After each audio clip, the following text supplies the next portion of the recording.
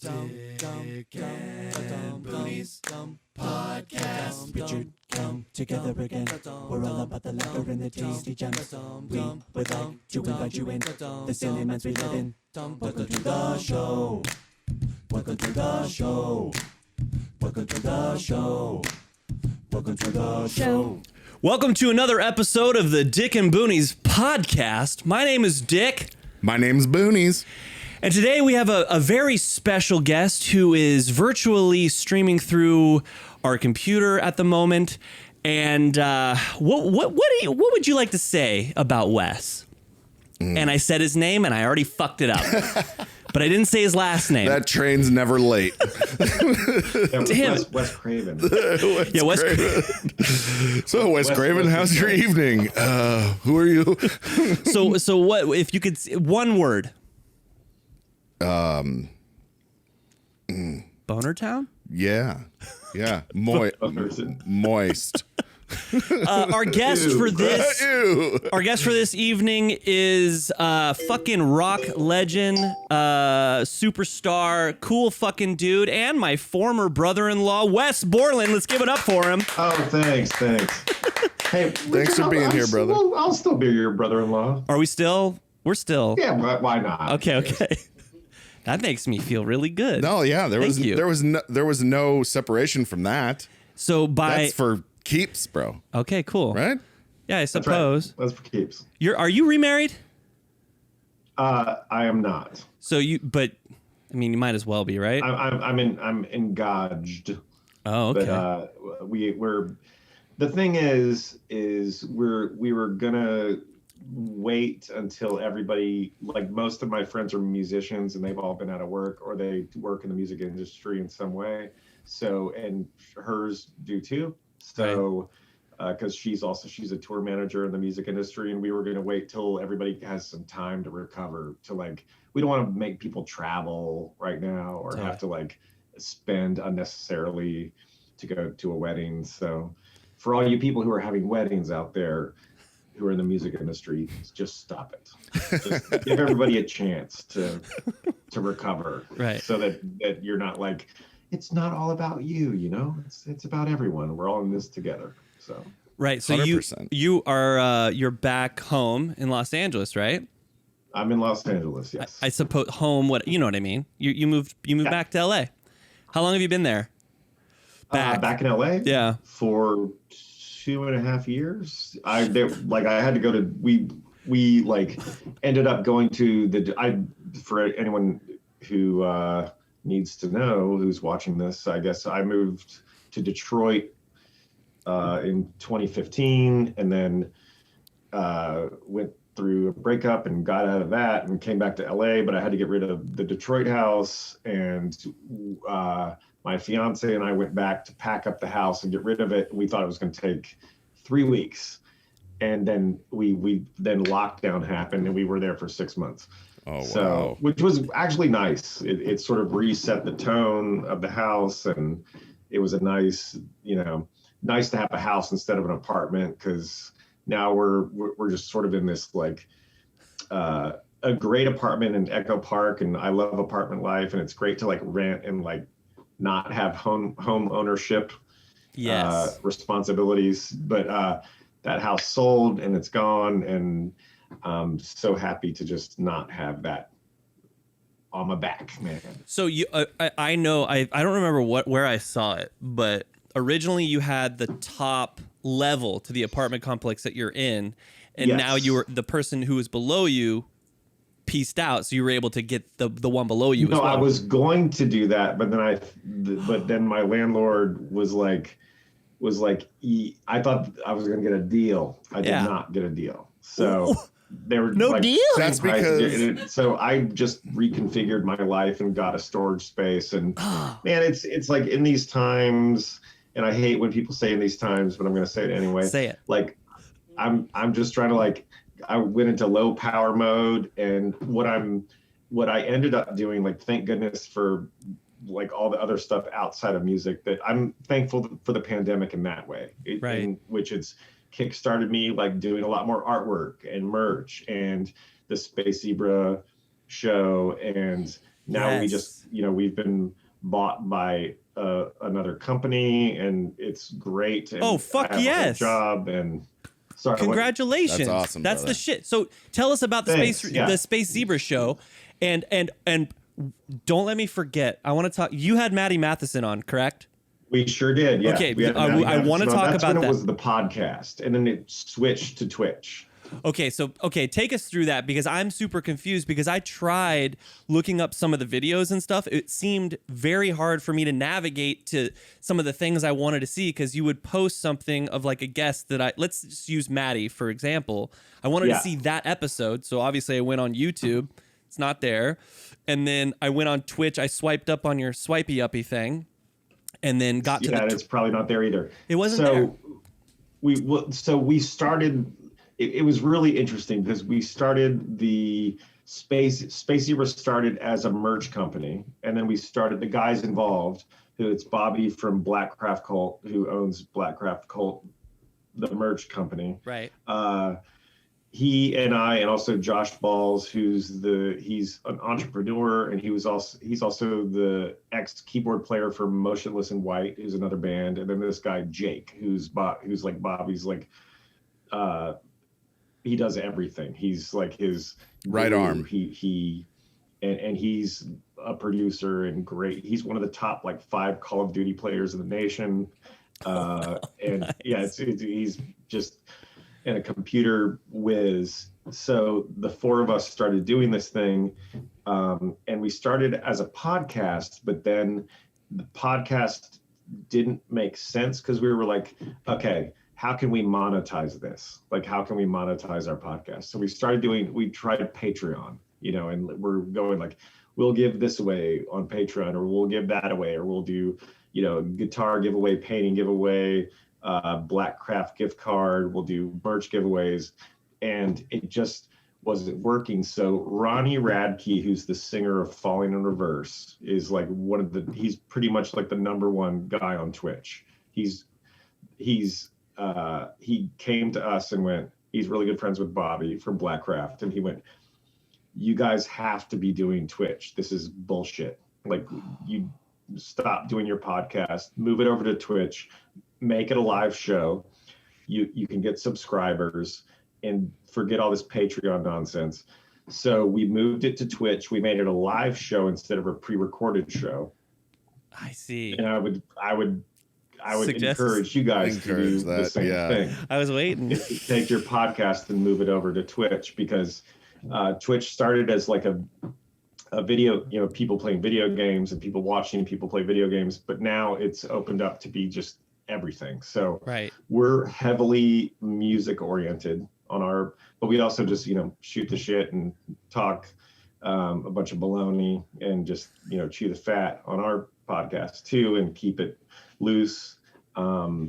But we've had, like, if you've ever seen Wayne's World 2, I think when they got bought by a bigger company, that's what just happened to us. Nice, so dude. We got the Wayne's World treatment because Benjamin. I can't say anything yet for a couple of days about the ins and outs of what's going on. But how exciting!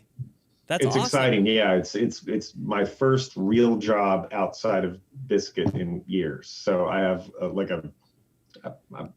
I've signed a contract and I have a real job with this other company now to do something that's so easy and so natural and fun. Yeah, that we just get to do it. We do it 4 times a week. So it's the best.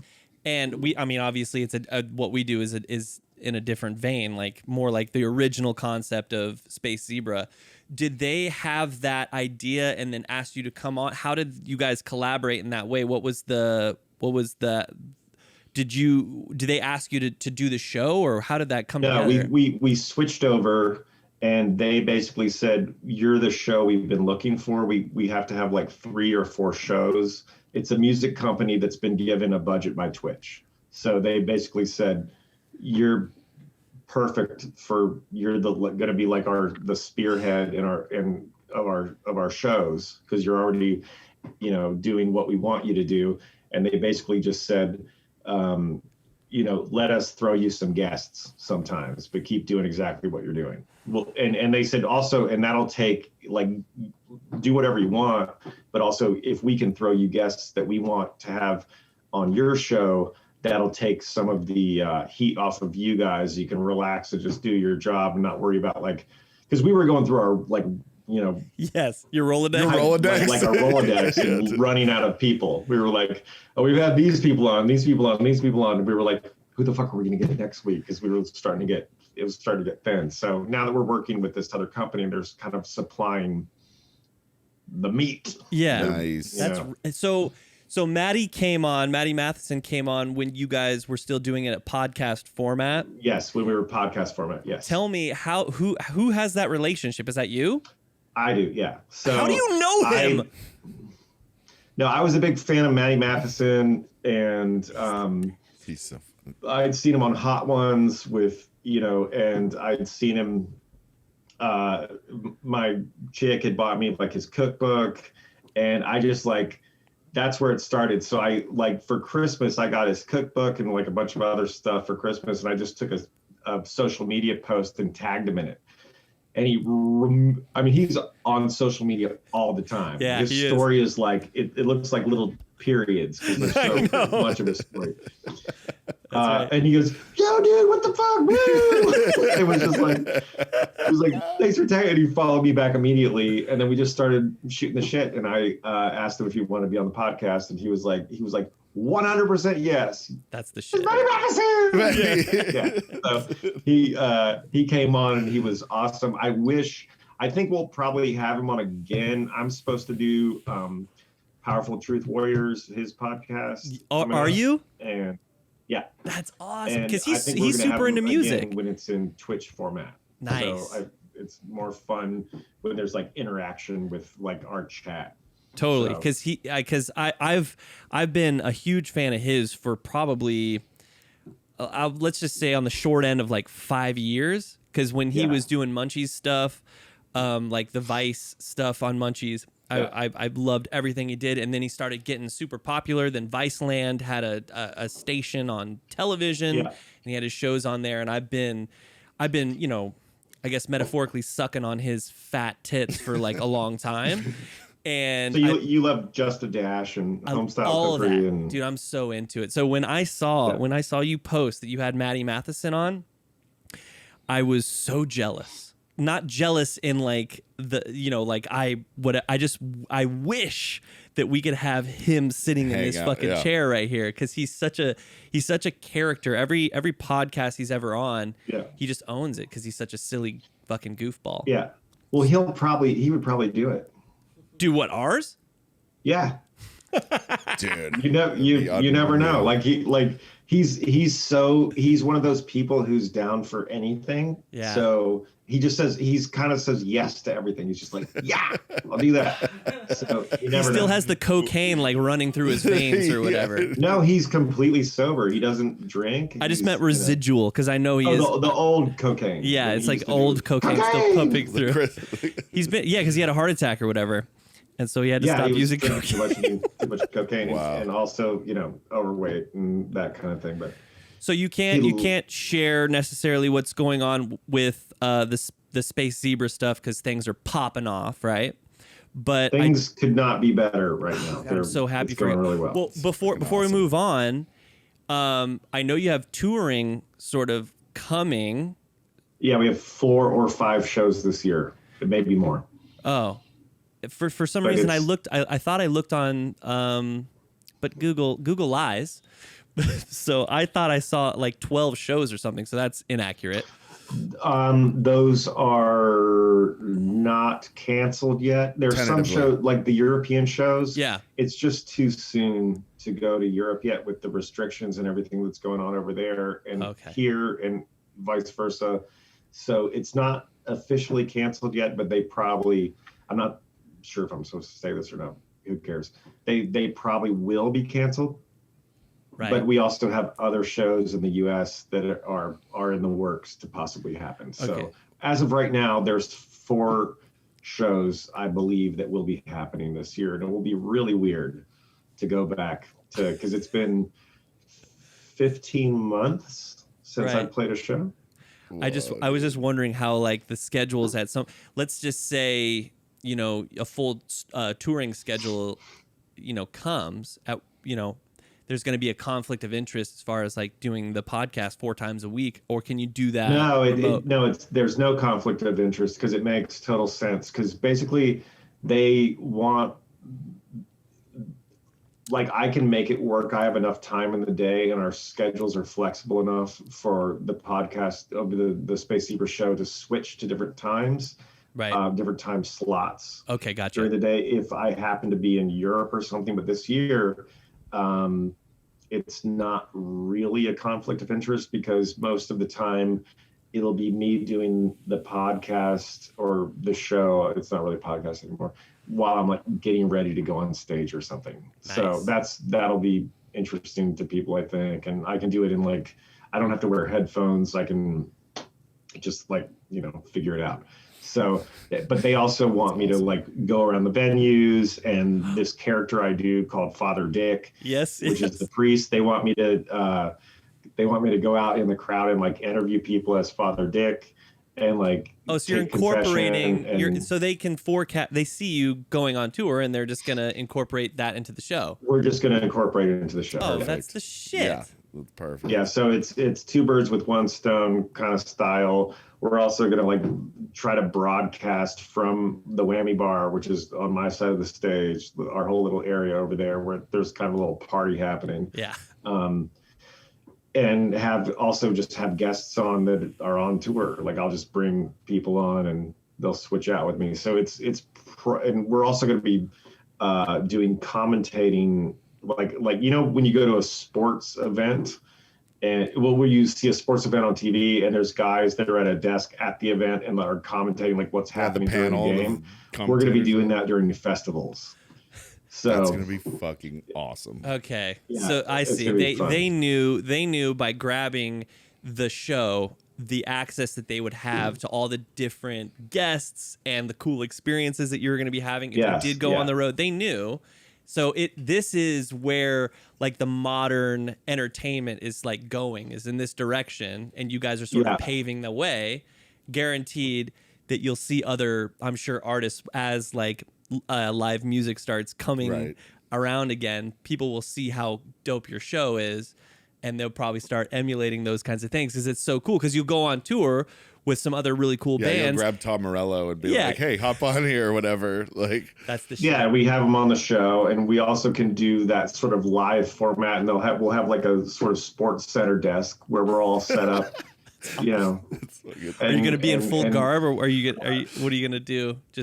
I'm the Simon Cowell of the show, so I'm really harsh when it comes to bands. Like, and people hate me because I'm just very honest. That's the best. But I think it means a lot more when I am honest. When I like a band, they know that I'm serious and I'm not just blowing smoke up the band's ass. So because that's what we're in the middle of, this battle of the bands. It's the road to LA, which is what we're in the middle of right now, where we're having a show on June 3rd, and one band from somewhere in America we're down to 4 right now. We started with 52. Right. We're down to 4. And 2 bands are going to get flown to LA. We're doing a live show on June 3rd, and they're going to play live on our show. And one of them will get a full record deal, full ride. They get a full merch deal. They get backing from 2 different companies to support them. So they basically get the whole thing. Where's the show? 4 great bands, and it'll be really bittersweet to see who wins. I mean, I've 2 of them I love and I want to win. The other 2, I'm like, take them or leave them. But I love it. Oh man, it'll be really interesting to see. And so they get a full record deal. I'm producing their record, whoever wins. And they get a full merch deal and tour support and everything, and they get a spot on like an American festival. So where's the showcase? Like, The showcase is at the last two bands. Our show's going to be from Musicians Institute in Hollywood on June 3rd. And they're opening for. We've got a band who's playing that they're opening for, and I'm playing a song with that band also, but they get to open for like a huge national act at the show that we can't say who it is yet. Yeah. Dude, we get about, let's just say, total 78 people are gonna hear about it. Come on, just we're big in Saskatchewan, and that's it. I can't tell you who it is. I can't tell you, dude. Okay. The internet has ears, and those bands are throwing down in front of 4 people, right? Not a crowd, and they've got to throw down like they're playing in front of. Well, I think that we'll have a socially distanced crowd. There's gonna be a crowd, yeah. Yeah. Okay, there's so many people who are involved. Like most of the people involved are vaccinated or have had their first vaccines, so right. It's going to be a more relaxed than all the other stuff has been during COVID. I mean, because my chick had to go do. She kind of low-key manages and produces the Pretty Reckless and has for like 10 years. Oh wow! It's the band The Pretty Reckless. Mm-hmm. Yeah. It's Taylor Momsen, who was like Cindy Lou and on Gossip Girl and all that stuff. But she had to go do 3 videos with them and the COVID. And this was like, I guess she went and did this 6 months ago, probably. But everybody had to get COVID tested every day. It was masks on set. It was somebody tested positive when they were on set, and they had to like get them the fuck out of there. Like it was really strict and really like not a laid back situation. Right. I think this will be better. Okay. So it won't be like that. Okay, so I want to talk to you about the last couple of releases you've done on iTunes. You had the 2 different records from Eat the Day. Yeah, and then were pretty much like demos from a long time ago. Yeah. Okay, so that's what I wanted to ask you specifically about Eat the Day, because I didn't read too much about it. I just saw you sort of posting stuff about it, and so the second it was available, I started listening to it, and I fucking loved it. And I didn't know whether it was something that you had been creating and just put up, or if it was old shit, or a mixture of the two. Stuff. Yeah. And you released, didn't you do 2? There was two records. 2, yeah. It was the demos and then the addendum, which was like the additional demos to the other demos. But they're 2 they're just, both records are just under an hour. And it's all the material that Eat the Day was like we sort of were on a production deal with Interscope Records after I quit Limp Bizkit in 2001. And most of this stuff was written in between 2002 and 2003. Oh. So it's old. So no shit. And we had a band room and a very small Pro Tools rig, and this was everything that you hear was my brother and myself and a drummer named Greg Isabel, and we were writing, hoping that we would get a singer at some point. Right. But I think that the music was too complicated for anyone to really sing over, and it ended up. Years later, my brother Scott and I just said, hey, this kind of stands on its own. Maybe we should just put it out. Like, because I'd gotten into so many other bands that were instrumental, like Godspeed You Black Emperor and Russian Circles and Pelican and all these different Explosions in the Sky. All these bands that they're rock bands, but they don't have a vocalist. So we went, this is kind of like that. Maybe we should just put it out like that. And we had the material. They were demos. I had lost a bunch of the sessions. So I ended up having to that's when I was stranded in Detroit. I sort of like combed my computer for the best version of all of the songs. And then just went, let's just get it mastered. And we got it mastered, and it sounded pretty good. And it's recorded just like with a Mackie console, right, straight into like Pro Tools, like LE, not even big Pro Tools. Right. And then we did some overdubbing at my home studio, a long time ago, and it ended up sounding pretty good. So we just put it out. And it was, I had a couple of unfinished paintings that I used as the album covers that I thought they're paintings that I started that I never finished. And this felt like music that I started but never finished. It was appropriate. So I went, this is interesting. I just have to do the album covers will be unfinished paintings, that I just sort of abandoned, just like the band music was abandoned. So. Oh, I love it. The paintings and the music came to a finale. Yeah. Yeah. That's awesome. So they're done. It's all done, and I can move on and not think about it anymore. So if let's just say like Maynard or something got a hold of a couple of the tracks. No, Maynard heard all of it, and Maynard's heard all of it. And he said it's too. And he heard it back then, and he said, "This is done. It doesn't need any vocals." Oh, like really? a long time ago, and I went, "You're crazy. This needs vocals." Wow, that's fucking awesome. Yeah. So he went, "You don't need to put any vocals on this." He And I signed tried to off. remember- Was I like- thought about what he said for years, Oh no shit. and just went, Interesting. "Okay, he's right." Put it out. Wow. Because okay, and then you have the Astral Hand that just got released. that was the follow-up to like Crystal Machete and Matadors and Daughters, which was the EP just under my own name. Yes. Okay, so when I looked it up, it was under electro or I'm sorry. Electronic. Electronic, music, yeah. Jesus Christ. It's not really electronic, but I put it under that because it's sort of like post rock, but also Industrial. electronic in some ways. It's got, It's but not it also industrial. I'm has not no sure what it vocals is. on it. Why don't you throw vocals on it, Wes? There are vocals on it. Kind of like there's a lot of that kind of vocals. There's a lot of that's one of the rules though on those records is the vocals have to be treated in some way. Because there's parameters for those records. They're supposed to be instrumental records. So if there's going to be vocals, they have to be either vocoder, like they got to be through a vocoder or some sort of effect. Oh, Or they okay. have to be like I use the Apple Speech app a lot. Me too. And I like write out what I want to have it say.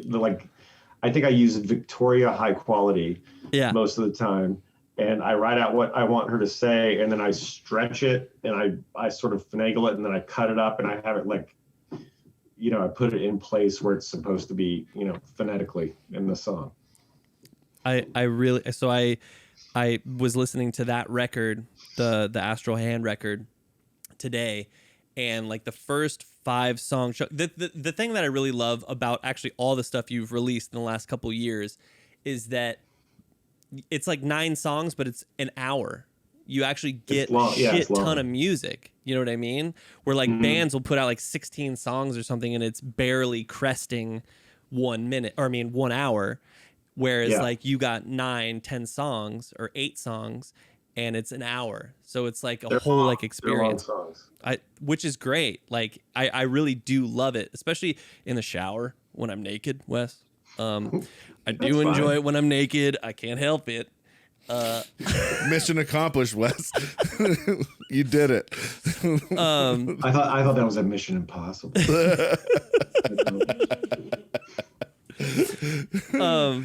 It's great fucking shit. And there are times, especially with the Eat the Day stuff, I tend to disagree a little bit with Maynard, which is so hilarious. That I think that there are some nuggets in there that like just the right vocal would have jacked it up. You know what I mean? There's some. I'm sure, but the thing you have to remember, or the thing you should know, you wouldn't remember this because I never told you, but the thing you should know is that we, when we were doing Eat the Day, we took snippets of those songs and we put them out online and had people download them and send us vocal submissions. Oh yes. And Scott and Greg and I we'd crack open a bottle of wine and we'd start playing them and just sit in the kitchen of my house and just go, fuck. Oh, fuck. and we listened to like hundreds and hundreds of submissions on this stuff. Because you got to remember, this is like right on the, put this stuff out and like we're looking for a singer right on the tails of Limp Bizkit being like the biggest band in the world. And I just quit. So we had just an avalanche of submission. Oh my God. And they were almost all bad. So when it comes, like, people recently have gone like, ooh, I want to put vocals on that. And I go, don't. Right. I'm done listening to people try to sing over this stuff. The nightmares have just subsided. Yeah. Like, just let it go. Just let it be what it is. And I mean, and somebody said, oh, I really want to put vocals on this. And I went, you can do that. Yeah. And in your shower, but just go for send it. to me. Yeah. And then show it to your mom. She'll be stoked on it. Yeah, go for it. You should be in this band, Jerry. Do it. Yeah, for sure. Put vocals on it. I love that. Just, I don't want to hear it. That's wild, man. That you took the time and listened to everybody's submissions, and not a chance. Everyone. We got a couple of great demos and a great DVDs. There's one that I will keep to this day that is, I can't remember the guy's name, but it's a full video that somebody sent us. It has nothing to do with the music. He just sent it's us, just great on its PO own box, and we're receiving like CDs and DVDs and all kinds of stuff, and it's the worst and best video I've ever seen in my life, and I watch it all the time. You watch it and you go, there's a level of, you're like, man, the amount of mental illness that I'm seeing here is on an extraordinary level. It's not mental illness. Like, they're really feeling themselves. It's in storage right now. I brought so much stuff back from Detroit in such like a hurry that some stuff is in storage, some is in my place now. I don't know where it is, but it's amazing. I don't know if I would want to know, like, because when you're submitting that stuff, you're a fan. You're fucking, all right, I'm going to do this. I'm going to help him out. I'm going to be a part of it. And like, I don't know who it is. If I was him, I wouldn't want to know that you still listen to that thing till this day and like love it and hate it equally. I don't know, man. Maybe that would be I would cool. never hate it. I would never hate it. It's so good. It's like, it's not explainable. I just not hate it. It's just as awful as it is great. Now, if you go ahead and send that to us, we'll clip it in right there. Yeah. No, I don't. I can't. I don't have access to it. Right now. Damn it. It's in big storage where they won't let me get in there. It's in like a shipping container somewhere. So I asked Cam to bring the signature Borland guitar in. Yeah. He didn't bring it. I was in a rush. That's okay. I've seen it before. Yeah. Man, you wouldn't believe. I get people trying to pluck that thing out from my hands all the time. Oh, they're trying to steal it from you? Nope. Just wanting to keep it at their studio or buy it. And I'm like, well, no. Can't. I'm good. Can't do it. I can't. That's fine. I can't have it somewhere where I don't know what's happening to it. I don't know. It's the white one, right? Yeah, man. White one. Yeah. Without the locking. Yeah. With the stop tail bridge. Yep. Stop tail. Yeah. Yep. Yeah, man. That's a good one. I don't even have one with a stop tail anymore. See, I knew that. Are you trying to buy it? No, I'm good. I knew that when you guitars. I knew that when you gave me that one, I was like, oh, this one's special. This is like. Well, Cam, you had all your guitars stolen. No, I had all my. No, what happened? I had all my gear, like my pedals and shit, stolen. That's what it was. None of my guitars, thank God. Okay. Yeah. But Wes still. But you. He still felt the care package came with some pedals and a jazz guitar that I have no business playing because I need to get 20 more years of skill under my belt. Oh, that Yamaha jazz guitar? Yeah, dude, the one that Danny's dog pissed on, right? Yeah, you sure did. Helmet, R.I.P. Helmet. Yeah, dude. Aww. He named his dog Helmet after the band? No, Helmut. Helmut. After the penis. Danny also was working when he got Helmet. Helmet fell out of. Okay, so the dog that pissed on your guitar. When he was a puppy, he was a pit bull. He bought it from the Suge Knight pit bull like Miami like dogfighting school. Whoa. So he got it from there. Then he brought it back to LA, saved it from being like a fighting dog. Helmet, he left a window open. Helmet fell out of the window when he was a puppy and bashed his face on the ground and knocked one of his canine teeth out. So Danny was working on a record at the time, and he slid into the budget of the record dental work for the dog. He got Helmet a gold tooth. Yes, that's where I was hoping this was a going. gold canine tooth. And put it on someone else's budget of a major label he was doing a record for at the time. So you've got Suge Knight, Pitbull, dog, Danny Loner, dude, gold tooth. He can take the Pitbull out of Suge Knight, but not the Suge Knight out of the Pitbull. Sorry, say that again. He took the Pitbull out of Suge Knight, but not the Suge Knight out of the Pitbull. Right, Suge Knight's still in the Pitbull, so Suge Knight's in that guitar. The urine has. Goodness gracious. So now, when you put it on eBay, you have about, I don't know, 6 paragraphs. Not a chance. I told my wife if we ever lived in a shopping cart, those guitars would be hanging on the walls. Right. Oh my God. That's so huge. That's huge, dude. Oh my God. Yeah, because when you brought him over and then you sent me the note explaining what the kind of rust down there at the strap lock was. Yeah. It was on the guitar boat. But I didn't know that story. That's fucking hot. That's a juicy story. Oh my God. Yeah, dude. I still throw that thing through my JCM 900 and it just fucking screams. That's awesome, man. Yeah. Hey Wes, where did Tongue of Collie Cab come? Because I've always wanted to know like the full extent of what that is, because you gave me Tongue of Collie Cab? Yeah, the Tongue of Collie Cab, because it's Tongue of Collie Cab is like everybody. So my brother and I and my friend Kyle from Jacksonville, Florida, have a band that we've had since we were kids called Goat Slayer, and we have about 23 albums. So what we would do is we would basically late at night we would take drugs or we were also making our own alcohol for a while in the closet that my parents didn't know about. Nice.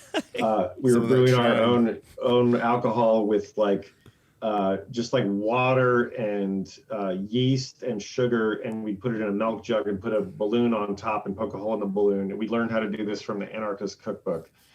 And we called it gross because we would mix it with RC cola. So we'd pour it into ice and RC, and it would have pieces of like yeasty bread floating on top of it. And we would drink it and go, huh, and gag. And we would get, I guess we got drunk off of it. I'm not sure, but we would smoke like dirt weed and drink. And we also stole a whole box of like white Zinfandel from like boxed wine from my parents, and we would use that a lot. But because my mom she was like, when I cleaned out your room, I found like 2 boxes of white Zinfandel wine that you had stolen from us, and like a pipe with like a socket wrench in it. Like pot. Yeah. It was terrible. But we would Goat Slayer. We would basically like have the worst mind-altering garbage that we had made or bought from school or whatever, and we would make a record, and this continued way into our like 20s and 30s to where we were making records. So we had like 22 records. God, that's insane. Some we were on LSD, some we did all, we're just sort of like all over the champagne place. Or they were all some we were kind of sober, which is mind-boggling. And a lot of the times they were all improvised or we'd have a little bit of planning. And then later we started doing like obstacle courses when we were doing them in Pro Tools, because we started doing them like just with a tape recorder and then a 4-track, and then burning them onto CD through like a Mackie mixing console. And then when we got to Pro Tools, we would set up like an obstacle course for ourselves in the session. So all of a sudden like a beat would come in and we would turn the screen off so we couldn't see it. So we'd have beats or like something that would come in at some point, but we're in the middle of doing something else, but all of a sudden it comes in, Right. and we have to react to it, you know, whether it's samples or a beat or something, we don't know it's coming. So it's like basically making a fake fourth member of the band that just suddenly chooses to do something that you don't want to do. Anywho, so long story short, everybody in leading. Goat Slayer had a different name. Okay. And Tongue of Colicab was my name in Goat Slayer. Oh, that. And, I got you. Scott, Okay. Scott was the three-headed Demetrian pup, and our friend Kyle was the cardboard urinal. Alias. Didn't know it was an alias. Because Tongue of Colicab, three-headed Demetrian pup, cardboard urinal. Those were our aliases the amp in that you Goat gave Slayer. me for my birthday had that inscribed all on it. Yeah. And I never knew what. Well, it just stuck. I just used it for. Because I it's just cool. used it It's all like the a time. weird, It's like obscure like thing, and it's one of the things that I love about that amp is that first of all, it's the triple. No, what was it? What the fuck was the that? dual It was a rectifier dual rack combo. 212 Combo, yes. combo. Yeah. Yeah. Didn't you say? Like a vibe. It's got a vibrato channel on it. Yeah. Dude, and you that have all thing that. fucking was loud.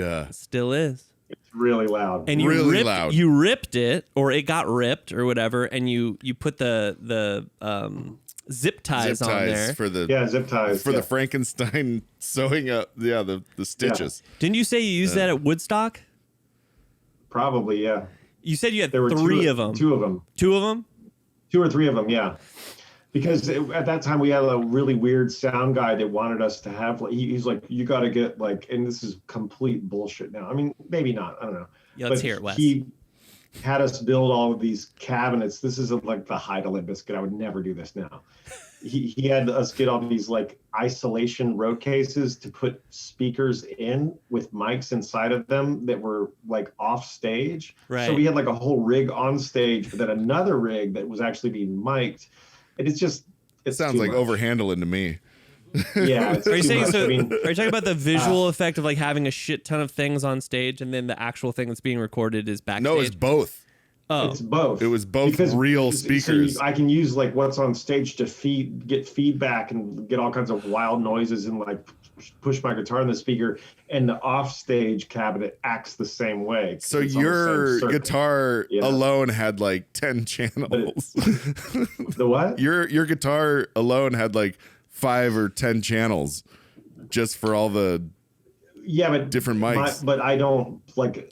It's really overcomplicating a simple rig, because my rig basically is just me plugged into like a pedal board. right. It's I plugged into a pedal board that's like an A/B switch. It goes out to 2 pedal boards. One is for a clean amp, one is for a distorted amp. But I'm still basically just plugged into an amp. Right. Yeah. I don't have like what's his name, Stefan from Deftones, where he has like a rack that's like right 4 feet dirty tall as with all fuck, kinds of, like, clean processing dirty, gear. clean, like 10 different things that are. And there's nothing wrong with that. No. It's just not my thing. I just like tube head done. You know. Oh, into the cab. you know what? I wanted to say this in the very beginning, and I didn't, and I'm regretting it now because I wish I put it in the beginning just for fucking context. But if we ever hit a question that you don't want to answer for whatever reason, just I'll answer anything. I don't care. but if you do, if we hit on something that you don't want to answer, can you just say, This will make Richard feel better if you know that he's. dude, I've been thinking about this for so many days. Let me Pedal boards are real controversial. No, but if we do, can you just say like skip it, and we'll just skip it. Sure. There's no. Where's the fun in that? Okay, because I want to ask you this question because it might fall under this umbrella. I don't know why, but it might.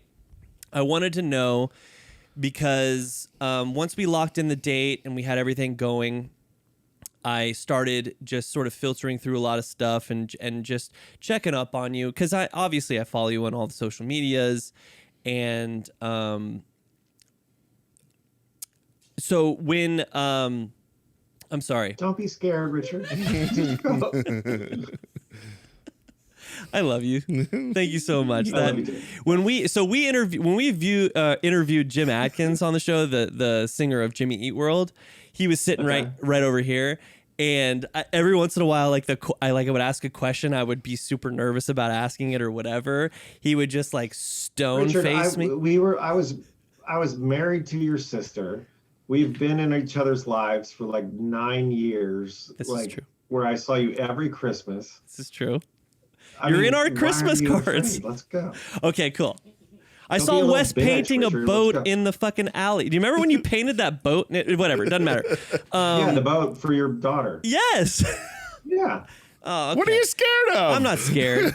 Okay, going on here? so when you talked about the Marilyn Manson stuff and it sort of hit this high trajectory and like I first of all, I commend you and I love you and God, when I heard it for the first time, I was like so just happy that I have known you on the level that I've known you, because you just spoke truth and you were like, you didn't give a fuck. You just said what you said and you're like, I'm not going to go into detail, but fuck that guy. And that made me. And you got to hear it from a reliable source, right? For such a high profile. Yes, because I remember I just wish people would listen to the women, because they don't a lot of the time. And I wish that, like, I've got nothing. I don't have to do anything for that guy to earn his day in wherever he's going to end up. Like, people are listening to the accusers, and it's going to be, he's going to get what's coming, you know? Because honestly, like right when I saw the headline, before I even clicked the link, right, to hear what you had said, I remember a personal story that you shared with me where you were like, I really don't appreciate when he stabs me with the knife that's at the end of the microphone. You're like, every time he does that, I want to fucking beat his ass because it hurts. And I was like, yeah, that makes a lot of sense. But then you're under this contract, this whatever it is with Marilyn, and you have to sort of just like barrel through it, and you're getting stabbed with a fucking knife. And I remember he tried to choke me out on stage, man, and I like flipped him over and knocked the breath out of him. Yeah, I'm not going to take any crap from that guy. Fuck that, dude. Okay, so have you received any backlash or any sort of weird consequences? Yeah, from his fans, of course. I get backlash camp. all the time for all kinds of things, but it is what it is. I hate when people say it is what it is. Sorry. Say it. You know, Sorry. These times, it is what it is.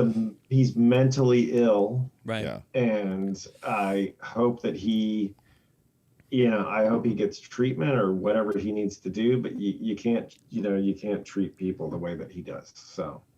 Right. Okay. So nothing won't other say than I wish him the best. What do I wish him? I hope that I wish everyone who's ever been in contact with him the best, who's had to. Yeah.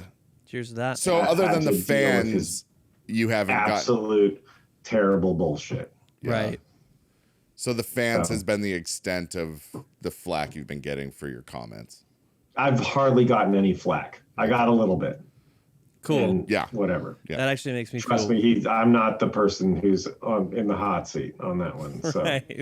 Right, of course. He didn't text you at 7 a.m. Like, hey, you want to go bowling? He's like, hey man, you want to go bowling? I'd love to see you. Yeah, he reached out to me right. You're like, yeah, bring your knife. We're really excited about hanging out. Oh man. Yeah. Well, that's good. That's good. You got to give your, I didn't even get. I mean, it was just like a throwaway comment during a conversation. Well, these women need. They need some. They need to be vouched for from. Reliable, I think that the thing is that so many women are afraid to.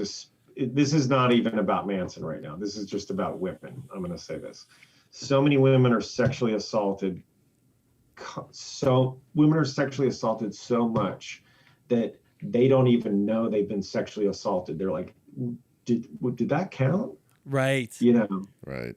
Like That was and normal. if they are sexually assaulted, the problems they get from other people, because it becomes your word against someone else's word, and then when cops are assholes, and then when it becomes a thing where women would rather, it's easier for them just to swallow it and not tell anyone and just go, whatever, I would rather just move on with my life than say that some shitty white guy, grabbed my vagina. Yeah. Yeah. It's so sad that we live in that we're in 2021 and women can't just go, hey, that's not nice. You can't do that to me. Right. Anyway, I just hope that little by little we get to a place where, people aren't getting raped. Yeah. I agree. Agreed. Yeah, 100%.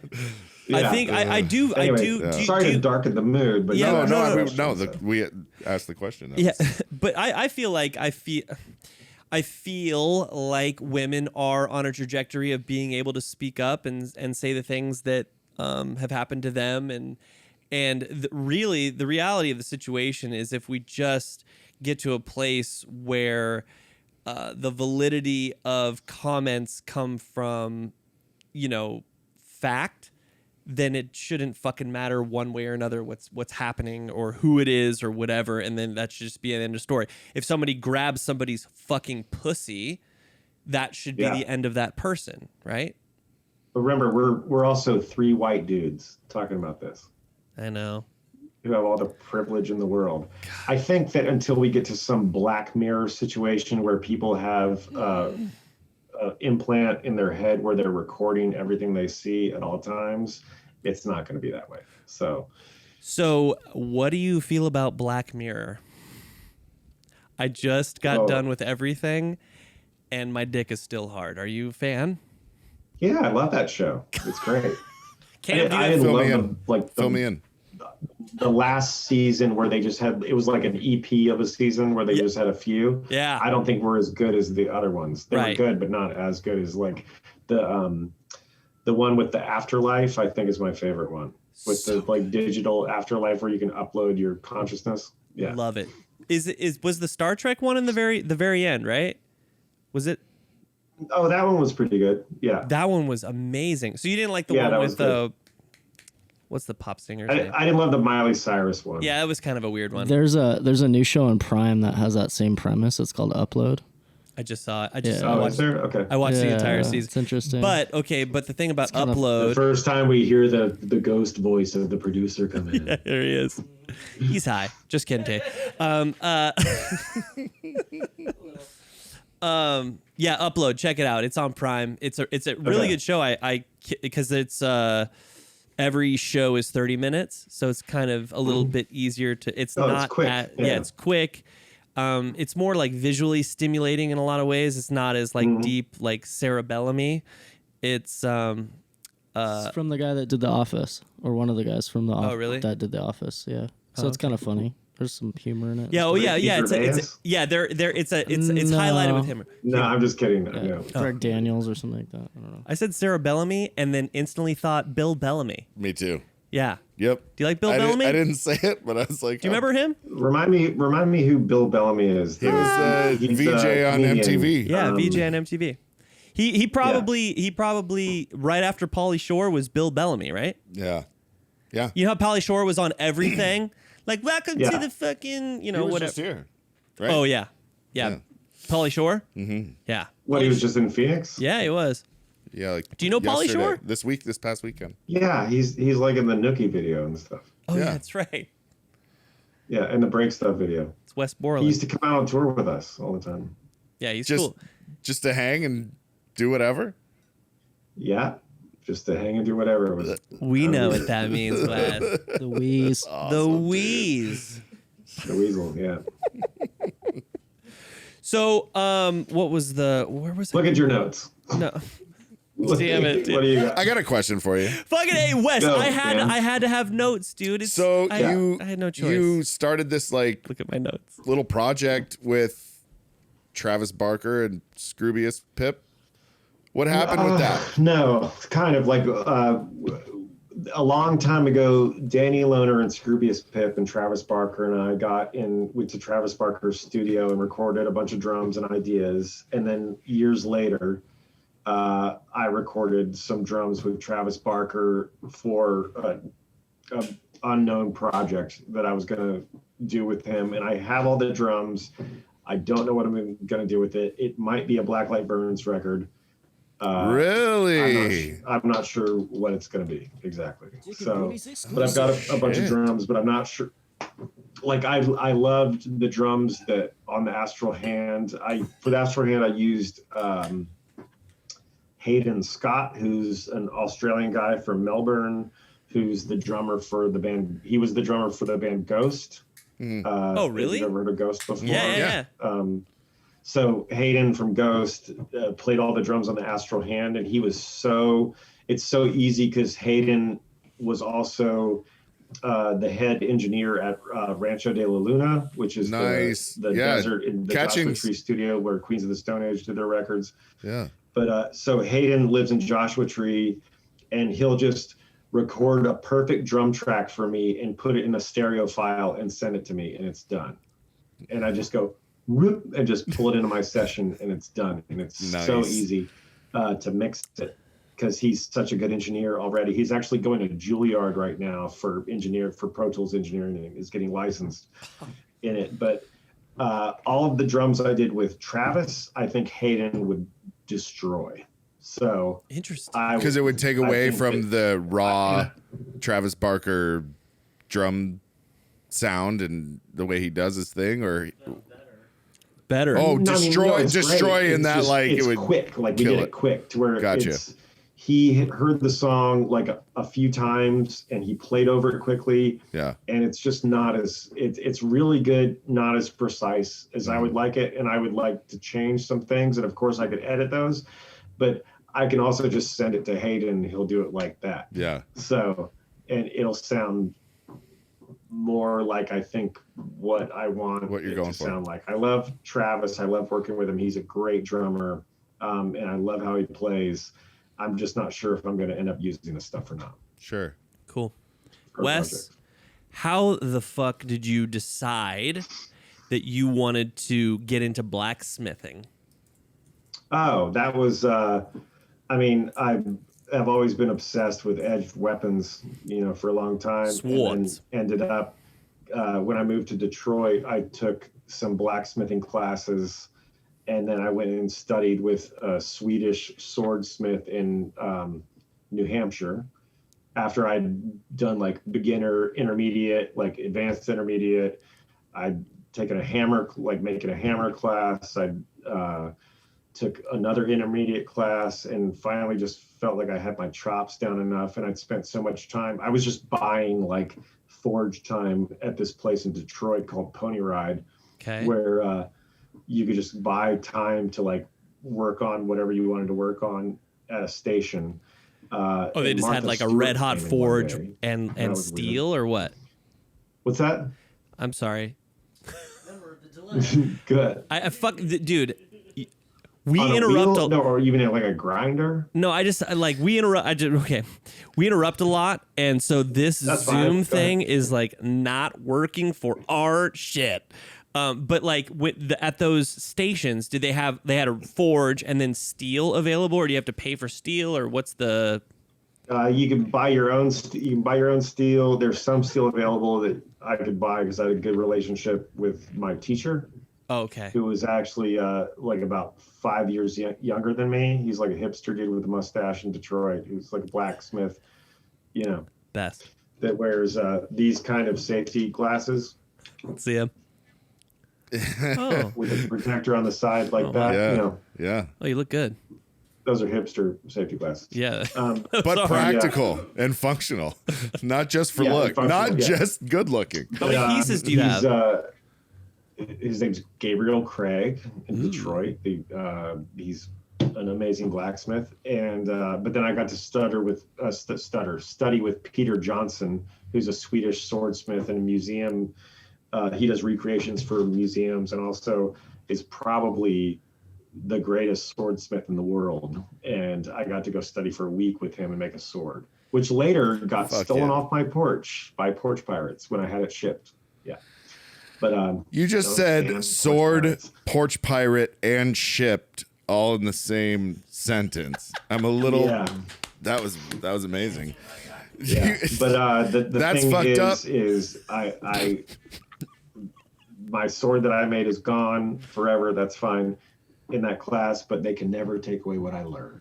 So. Do you have 100%? Do you have any pieces in your? Yep.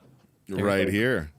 What is that? That one. Did you make that? A triangular. Oh fuck. Yeah. Fucking dagger. It's like fluted dagger that I made. Oh my god, It's that's meant for 3 killing edges. vampires or. Can you see that? Yeah, It's kind of fluted, right? It's a hollow ground. Is that Doug? Hollow ground. Is that Doug fluted? Gotcha. What's You that? know what I was going for. Nothing. Yeah, hollow Wow. ground. How do you do that the one. how do you do the pommel? yeah? How do you do that? Well, it's a separate piece of metal. Like it's okay. the grip is ebony, Right. and then I just made a disc pommel and then like sort of a flower as a guard. That's There you so go. dope. You always loved swords and all that shit. Like you always had them hung up, crazy shit, like in your house.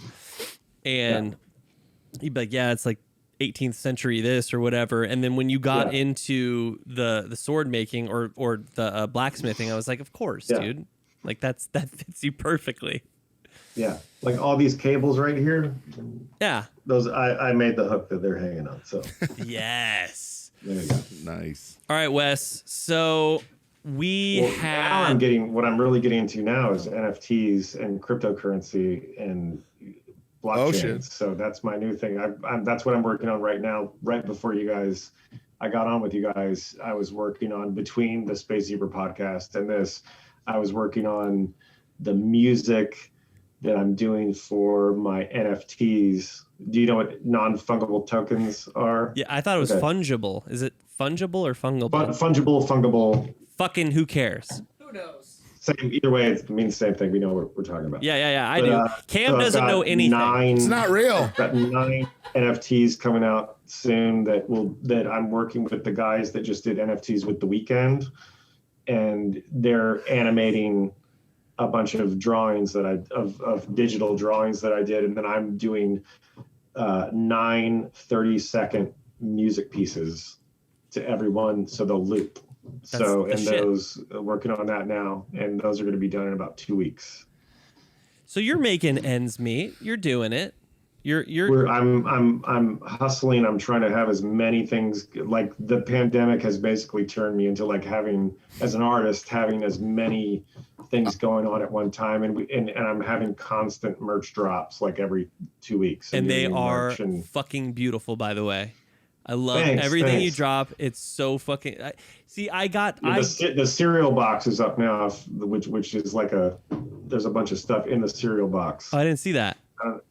It's a cereal box that like a kid's cereal box with a game on the side, Uh-huh. on the back, and it comes with a T-shirt and a mask. Not that those are going to be needed for very much longer, but a T-shirt, mask, enamel pen, a poster, and it all you get it all in a cereal box. So that's fun. That's cool.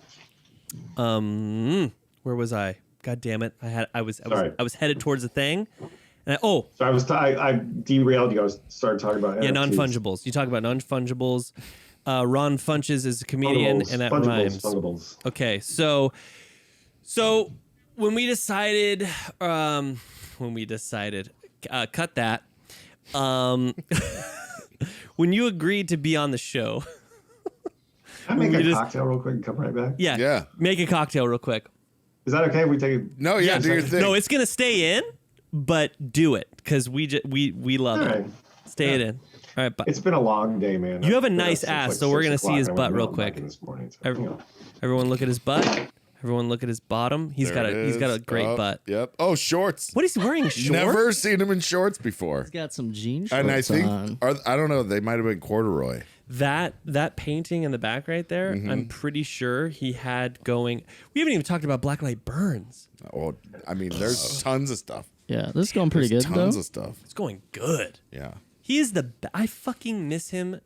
I honestly miss him so much. I know, Just dude. talking to him, it's hurting my heart in a way That he's not here right now. Yeah, that he's not just sitting here. And I like I don't want to fuck it up, but like what am I fucking up? And I just want to just talk to him. I just want to talk to him without this has any been good. cameras This has been good. Oh, yeah, I know. or fucking microphones. You know, I just want Microphone. With a list in your hand. no goddamn list. You hear he called me out too? Yeah, he did. You look like a dork. That was the one thing you didn't want to happen. I thought it was gonna be covered up. I don't want it to be formal. Okay, question 5. Look at Richard put Taylor copy on. Oh, I know he did. Yeah. Dude, fuck you guys. How does he think he is? I got Taylor's copy, Cam's, Booney's copy, and my Yeah. copy. Dude, I wanted to make it special, but then I realized that at the end of the day, like more than anyone, okay, Wes is a fucking icon, right? Right. So Wes is just international, world-renowned musician, right? But he's also a human being right, yeah. that I love and I've known for so many years. And to do all of this bullshit irritates me. Right, I know. You just want to be ready. I just want to be with him. You just want This is your show, dude. You I don't know, have to I do know, any I know. of this. All right, guys, shut up. He's back. Shut up. Yeah, stop talking. Did you make a non-fungible? Ooh. Sounds like you're taking. Fungible. Grapefruit I need to look La that up. Croix? We'll see. What headphones are those? My friend Alex Rossin makes these. He actually makes a different pair that are better than these, but I like these because they're bigger. They I look was just going to say, when you These are turn your Odyssey head, headphones. it's giant. they look made. Do you know what I mean? Yeah, for sure. Those Yeah. are dope. They sound good. What? Oh, hang on. I think I have his newer. He has Rossin Audio Design is his new company. Hang on. All right, let's see 'em. That's like what they were all corduroy for And they're sure. look at his legs. He's got great legs. Yeah, I know. God damn it. Look at He's a him. perfectly built specimen. Oh, he touched his wiener. Touched his wiener. Did you see that? Well, yeah, everyone does. He's got a big wiener. Hey. That's his new headphones. Oh, yeah. That's what They're I need. pretty. Oh, look at the pillows on those. Oh, those look dope. Yeah, these are Alex. I'm not gonna see him tomorrow. He Is played when I played Moog Fest in I played in 2018. I don't even remember that. Played Moog Fest as a solo artist and played stuff like off of Crystal Machete, and then improvised. And my friend Alex, who made these headphones, was the drummer. So, yeah. Sorry, I played didn't mean to interrupt you. I played the 4-hour set, so I played for 4 hours straight, from Jesus. noon to 4:00 p.m. It was Are you kidding me? no 4 hours. It's like the hardest musical thing I've ever had to do in my life. Yeah. Yeah. Wow. Yeah, but I worked on it for a year, like practiced for it for about a year, and then Damn. did it. And did it. What's your hand like after that? Yeah. What does your hand do? Just go into this? Well, no, it ball? was. I had a huge station set up with all kinds of like samplers and MPCs Oh, you were and just playing loopers and bass pedals. So it's called the Durational Set, and we played. Alex and I played on. He had like a drum kit set up, and then he also had like an MPC sampler and like a Moog synthesizer, and then I had like steel, like a lap steel with EBOs on it, where I could like move the slides Sick, to dude. like make a chord and like let it go. Yeah. And that had its whole pedal board for that. And then I had a guitar and a bass and violin and cello bows and Moog Taurus pedals to where you can, so we did that, and then we went from there. We did the 4-hour Durational Set there, and then we went open for a Perfect Circle twice at arena shows. So No big deal. that was cool. No big deal. In a cargo van. Jesus Christ. Hey, Wes, real quick. Will you please, like, if you guys get to Phoenix, will you come sit in this chair with us? Yeah, let me see the chair. No, yeah, We can't. So that's what do you do? We'll You mess pan up our the whole There's a third thing. microphone. I can see it there. Would you though? Would you come there sit it is. down There, with us? of course, yeah. Okay, I don't cool. know when I'll be in Phoenix again, but I know. I know, I just that's want far away. you to say it so that if you come and then you don't do our podcast, you like feel it in your soul. what are you going to ask me? You asked me everything at the pod already at this one. I What know. else would I have to say? I just want to see you. If you bring your dad on, yeah. He'll be there. Okay, then done deal. All right. Okay, done deal. Okay. Chuck on. Okay, so Wesley Borland, Wesley, I yeah. did tell people that you were going to be on, and so I asked people if they had any questions. We're going to do a fan questions section of the show. Great. Are you ready? Hold on. I'm ready. I printed out 3 copies for the rest of the team here. Everyone follow along. I actually did do that, Wes. Here, Wes, here's mine. I haven't looked at it Okay, once. cool. Dude, I'm more of an Cam, you don't have improv. to follow along. I'm more of a good improv guy. I feel so stupid that I actually did all of that. Stupid. I just love No. you. Like, I just love you, and I just... You want it to I be love you good. too. Okay, the first submission comes from a good friend of ours. His name is Kendall Day. He Are those says, two bands? "What are up, your guys? Hi, Nickelodeon, Jean-Claude Van Cam, and the legend West Virginia." What? That's how it starts. Westford, that's what your dad calls vaginas, by the way, Richard. Yeah, I know. West Virginia's. Yeah. Okay. Love y'all. Just a quick question for Wes. What was more challenging / nerve-wracking, performing with a broken hand for the first time, or trying to finish break stuff in the middle of a mosh pit with all those crazies surrounding you? P.S. $3 bill y'all. $3 bill y'all changed my life. Thanks for inspiring a whole generation of youngsters to chase their dreams. Did you hear the question? Yes. Okay. What do you feel? Playing with a broken hand was harder than being out in the crowd, because I usually have when I go out in the crowd all the time and play like in the pit and like push out there. But once I'm there, I usually have security around me who's kind of like watching my back a little bit. So I usually have like our guy who's been our everything guy who like is the glue, Gabe Karen, who's with us, has been with us for years. He'll follow me out there, and then usually like I've got 3 other security guys who are just kind of like watching my back. And a lot of the time the fans are awesome, and they will actually jump in and like push people back and help me have like a little bubble to play in when I'm out there. But playing with a broken hand was really challenging because I was down a finger and I had to use my right hand to like hammer on some notes of songs or just figure out new ways to play things. But it's back, so my hands, I can play again. Good to go. Yeah.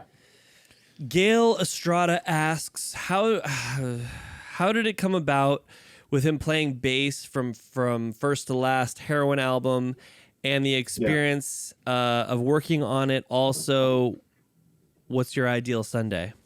Why don't you hit the from first to last question first?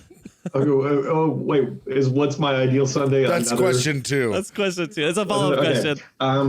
Okay, so the FFTL thing came about because my old friend Ross Robinson, who produced our first record, after I had kind of been pieced out from Limp Bizkit a little bit in 2005, which was right after we did The Unquestionable Truth, which was our EP. Things weren't going great within the band. We weren't really ready to be a band again, but that was our attempt to make a record. Right. But we had some touring and we canceled it. We were just like, yeah, go fuck yourselves. And they were like, yeah, fuck you too. And I was like, okay, fine. Talk later. I didn't quit. They didn't push me out. We just didn't. We're really a band for a couple of years. And again, and Ross said, hey, this band that I'm working on, I think is really cool. And they just fired their bass player and we need a bass player to come play on the record. And we're at Sylvia Massey's studio in Weed, California, right on the border of Oregon. And would you drive up here and play bass on the record? It'll take you like 2 days. Like all the songs are done. And I went, yeah. So I drove 9 hours up to Weed, California and met everybody. And we wrote a song the first night together, which ended up being like a B-side later. And then I played bass on everything and they were really pleased with everything. And then a little while later, and then I drove back to LA. And like 2 months later, they went, yo, we're going to go on tour. Do you want to play bass on tour? And I ended up going on tour with them for, I guess, like 7 or 8 months. Did several tours. That's how I met my guitar tech, Cadaver, because we were supporting All American Rejects and Fall Out Boy, and he was working for All American Rejects. And Cadaver has been with me for like 12 years now. So. And a super sweet, cool fucking guy. I love him. Yeah, but he's anti-vaxxer, so be careful. Well, Tiff.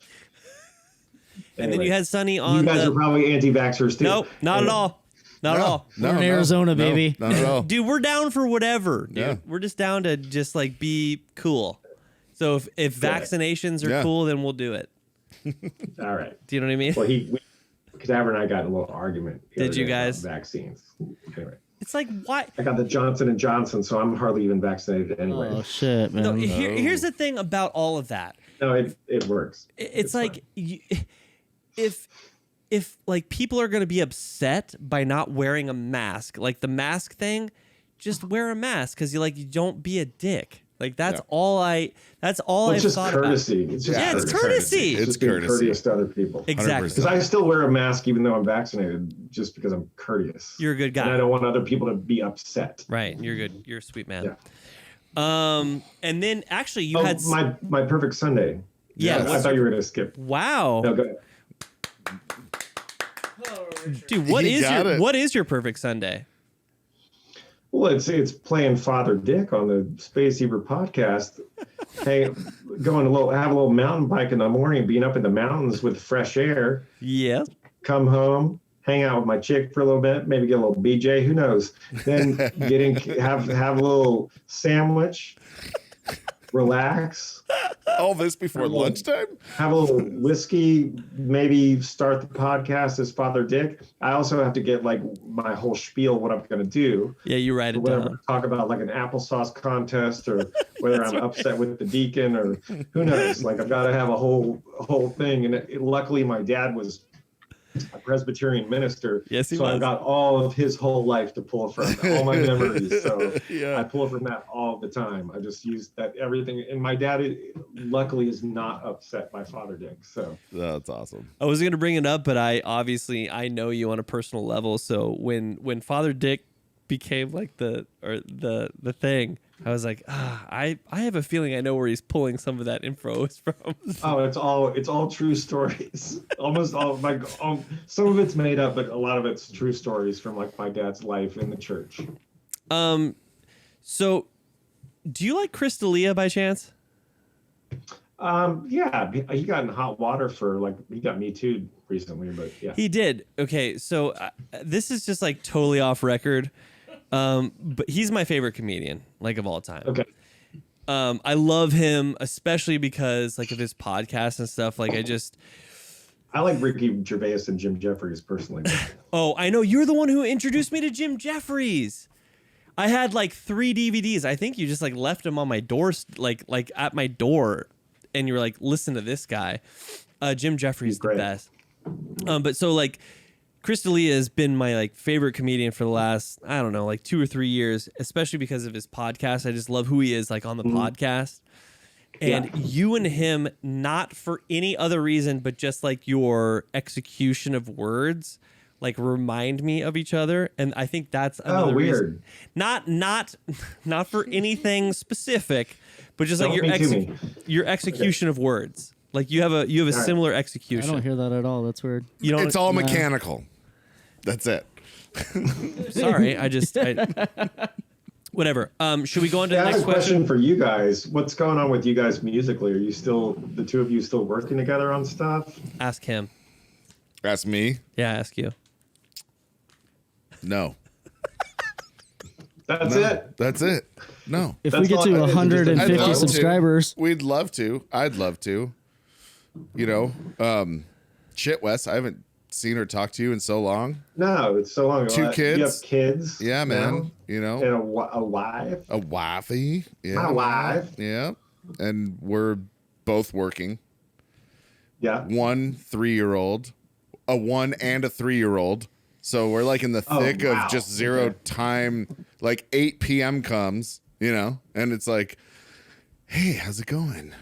You know what I mean? Are you flowing? And just and then you get ready for the next early morning or whatever, you know. And Yeah. we're in industries that are just never saw a slowdown during this whole thing. If anything, it actually got crazier.